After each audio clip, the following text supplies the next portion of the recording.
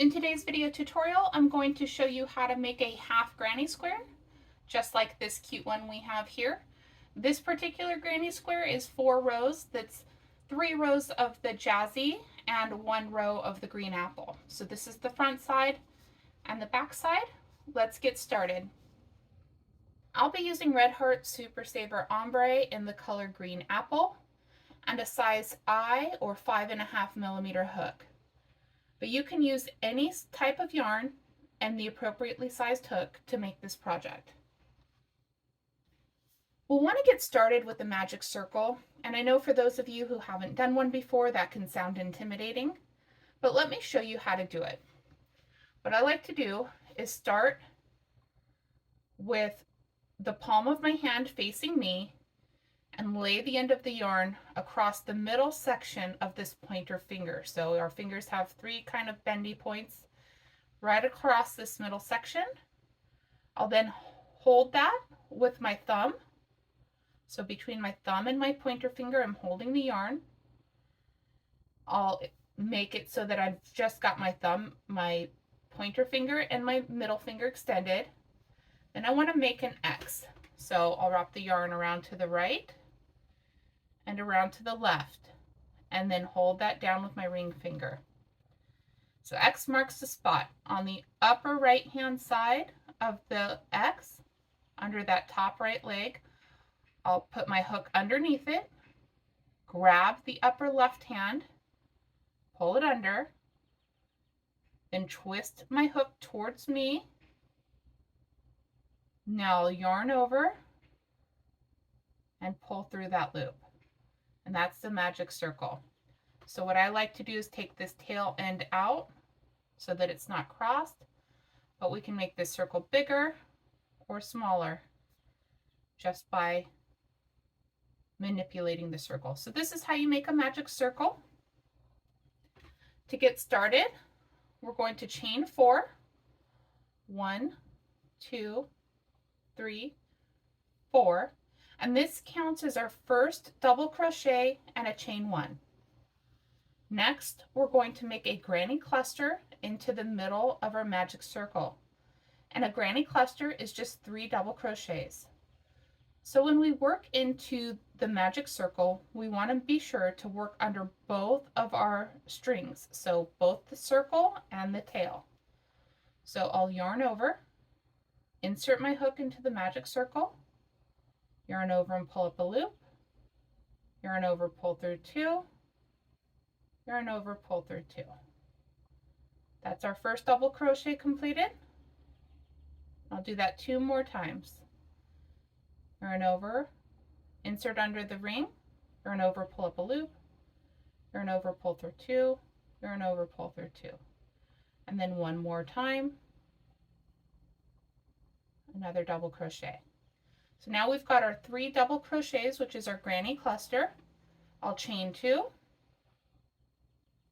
and work 3 more double crochets. 1,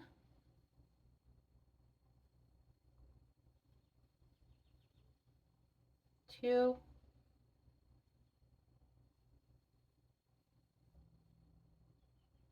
3, and now I'm going to chain 1 and place 1 more double crochet into that magic ring.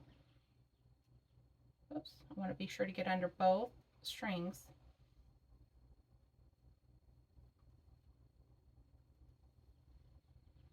Okay, and now we're ready to pull this magic ring closed simply by pulling on the tail. So if you've made a granny square before, you're kind of used to this 3 double crochet cluster, chain 2, 3 double crochet, and you would have made sure that there were 4 clusters all the way around. Because we're doing a half granny square, we're starting with 3 double crochets, chain 1, then doing our cluster, and when we do our clusters, we're just doing 2, and that's how this square comes up to be half. Now we need this double crochet, chain 1 space so that when we do our next row, we have room to place our stitch into it. Okay, let's do row 2. For row 2, I'm going to chain 4, turn my work, and then place 3 double crochets into our first chain 1 space. So we'll do 1, 2,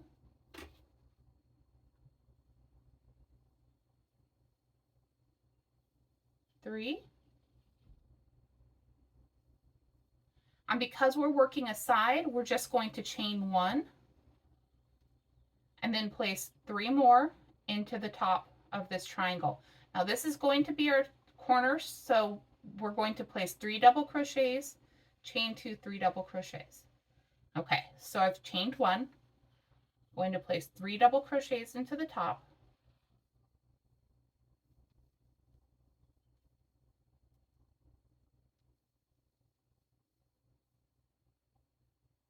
now I'm going to chain 2, and because this is our corner or our top of our triangle, I'm going to place 3 double crochets back into that space.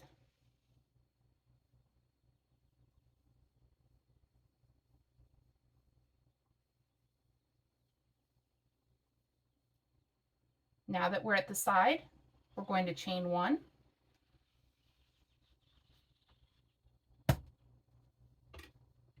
and place 3 double crochets over here.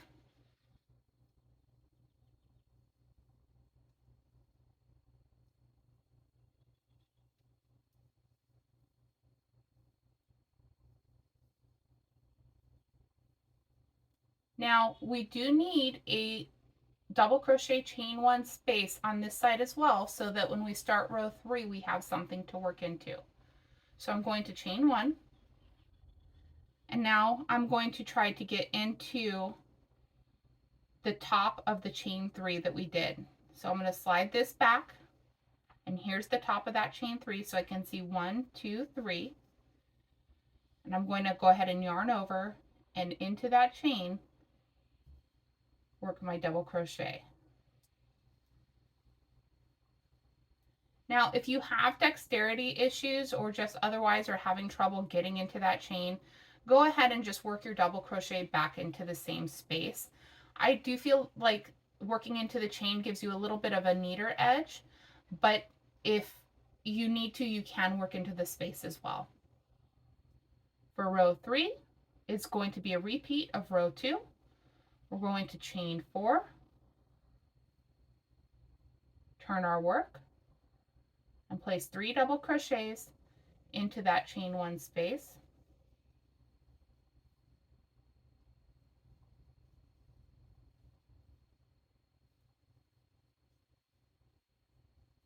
Chain 1, place 3 double crochets into the next space, and every time we're going on a side, we're going to chain 1 in between. So 1, 2, in between the clusters, 3, and we're still on the sides. So we're going to chain 1 and make our next cluster into the top of our half granny square. 1, 2, 3. And because we're at the top, we're coming around a corner to make the peak of our half granny square, and so we're going to chain 2 at the top and then place 3 more double crochets, 1 granny cluster, into the top again.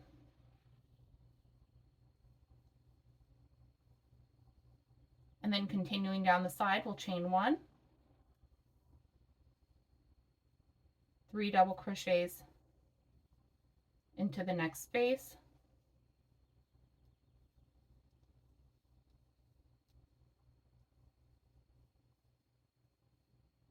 chain 1, 3 double crochets into the next space,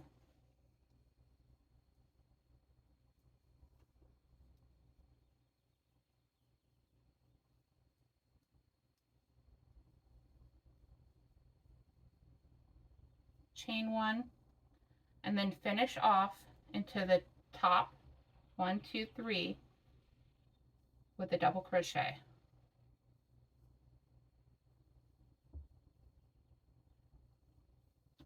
And here here's how we're looking after 3 rows.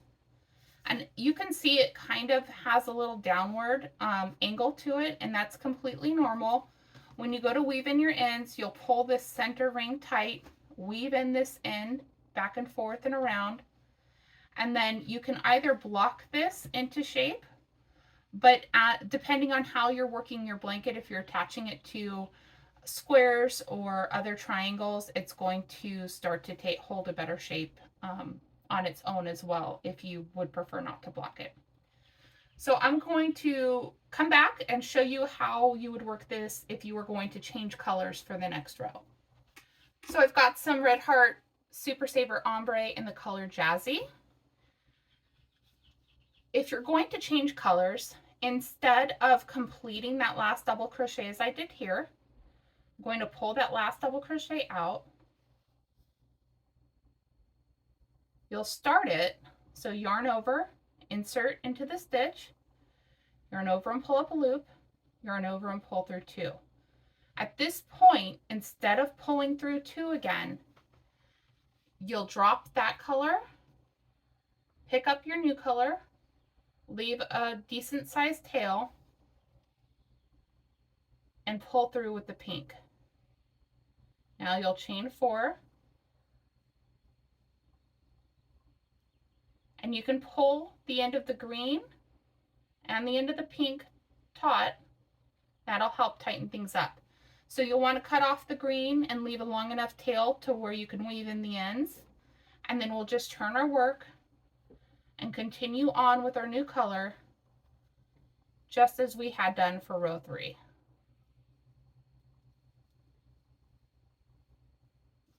Here's the finished square. And at this point, you could either change colors again, work more rows in the same color, or finish off this square by cutting your yarn and then weaving in your ends. You can really make this half granny square as big as you like. In fact, if you were to continue to make it longer and longer, you could even make it a triangular shawl. But this is how you would do the half granny square. A more common method when working with granny squares of changing colors is to go ahead and finish off the color that you're currently working on. So that way, for example, if we were done adding green edging to all of our triangles or squares, we could set them aside to add another color later on. So in that case, if you finished off your triangle and you want to go ahead and add another color, what you're going to do is just form a slip knot. So I've got some yellow here. I'll make a slip knot and leave a big enough tail to where you can weave in the end. And then what you'll do is just insert your hook into this space. You're going to make a slip stitch, and then you're going to chain 4, work your 3 double crochets right back into that same space.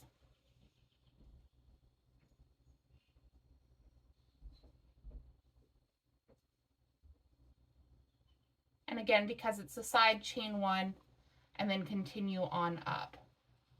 This method is the most common method of changing colors for any type of granny square project, just because it's easier.